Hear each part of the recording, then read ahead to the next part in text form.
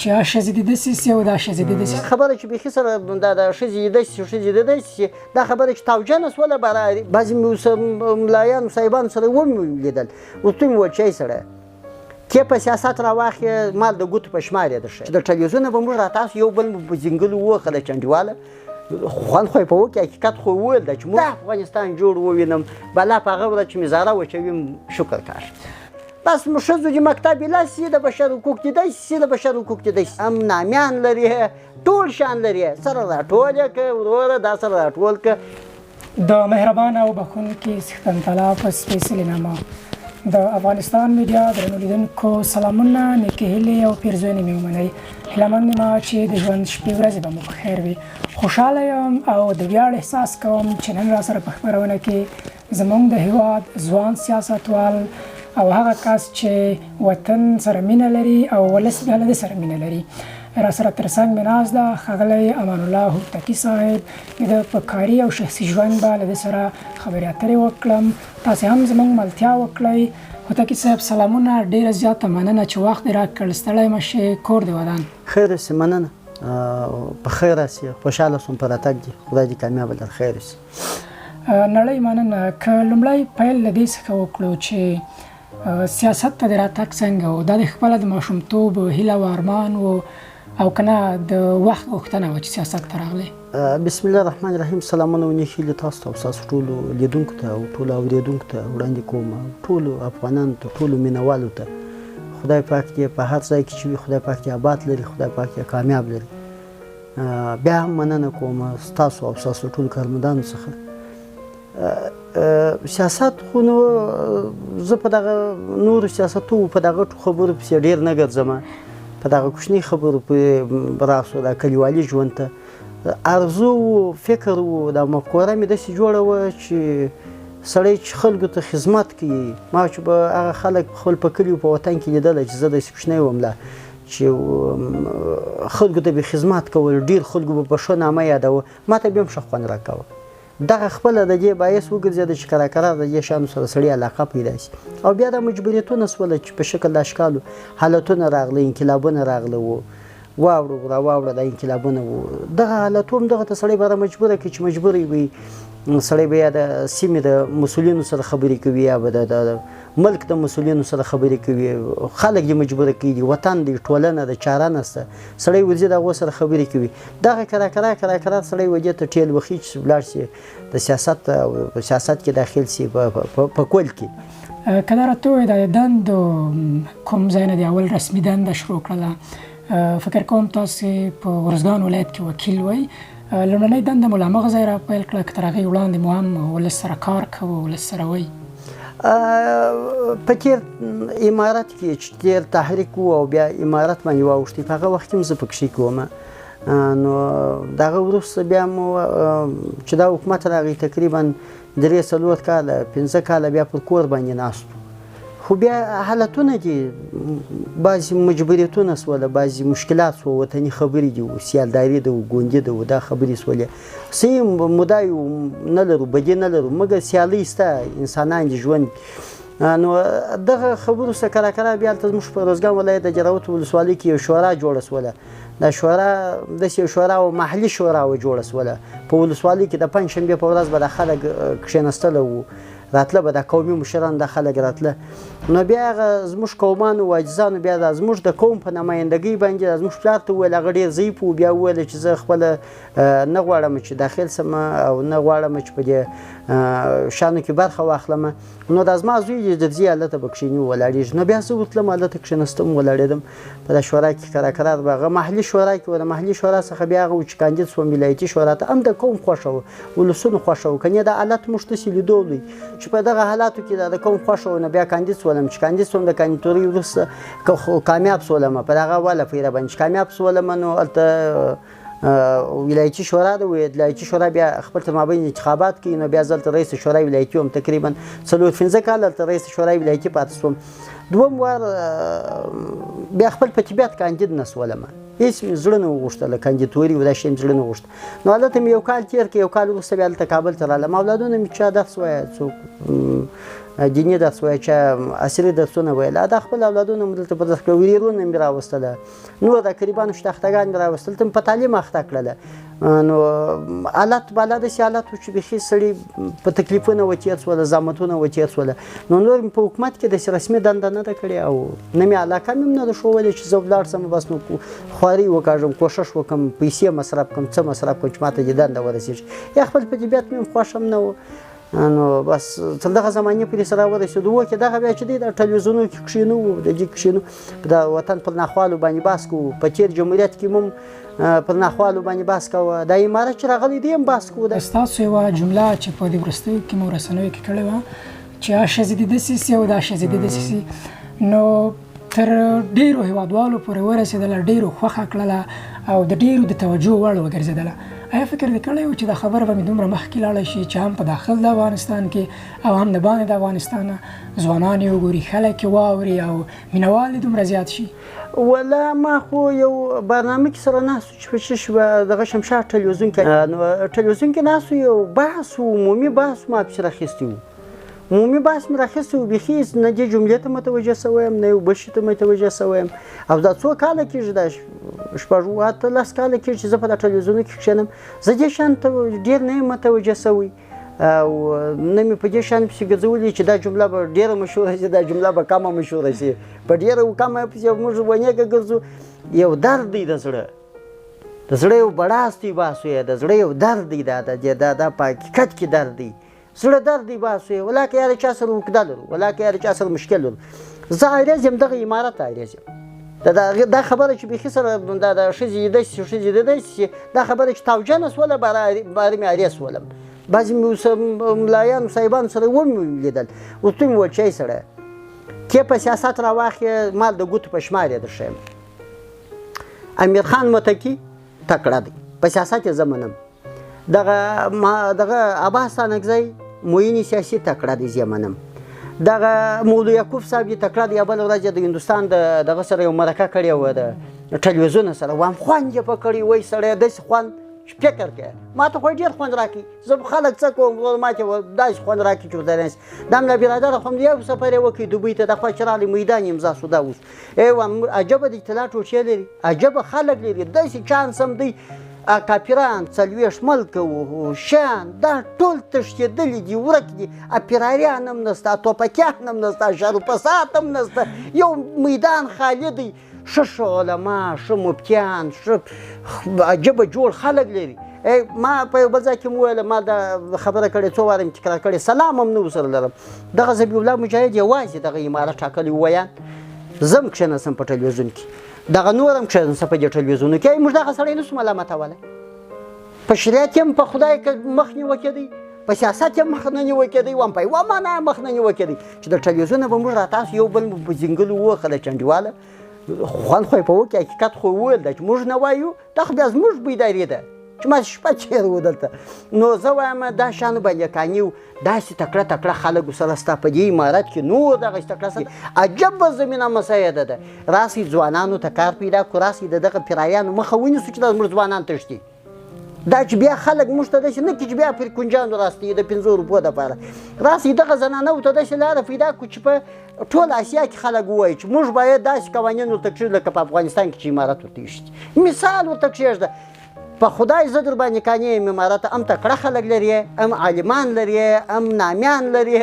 ټول شان لري سره راټول یې که وروره دا سره راټول که یو داسې لاره ورته کښېږده داسې لاره ورته کښېږده چې دنیا ته مثال شي نو زما د امارت څخه دا غوښتنه ده زه ورته وایم چې وروره ګټ شانګې نامیانګې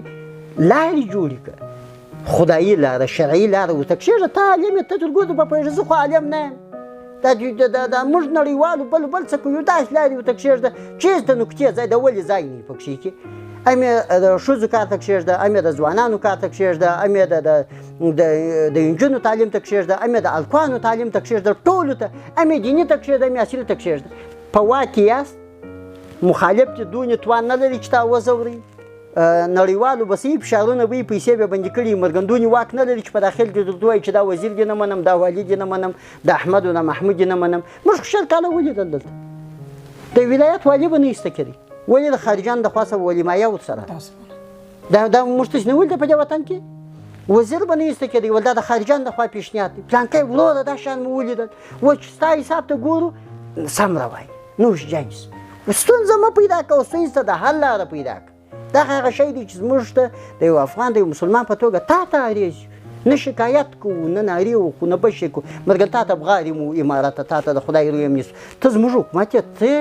لارې ورته جوړې کړه سهولت ورته جوړ کړه دا ځوانانو ته کار پیدا کړي دغه دا باندې زه ډېر امتحانونه فرضي کوم پر امارات باندې خدای خیر ورکړي ولا زغمي تر اوسه پرې زغمي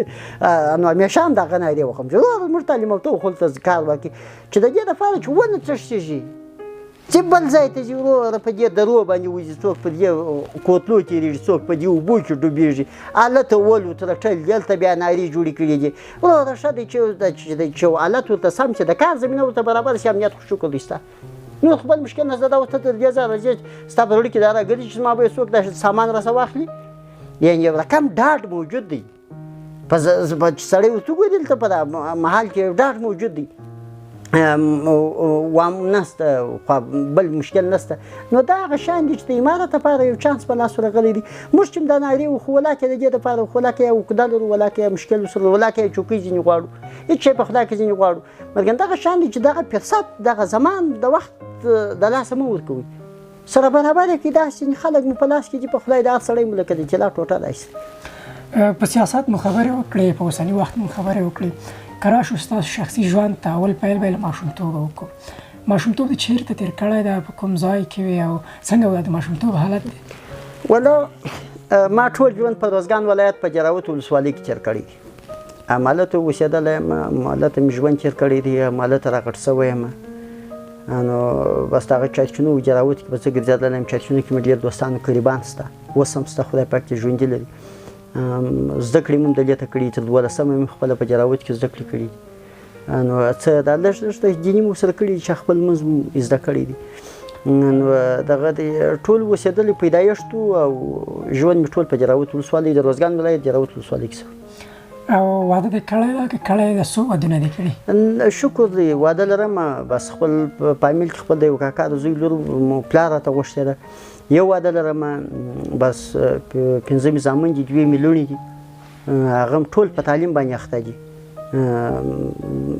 لوڼې مې مدرسه وایي نو بس اولادونه مې په کندهار کې هم پوهنتون وایي یو مدرسه ورسره وایي دواړه په اخیستي نو بل زوی مې فارغه دی د پوهنتونه څخه او بل زوی مې پوهنتون کې دی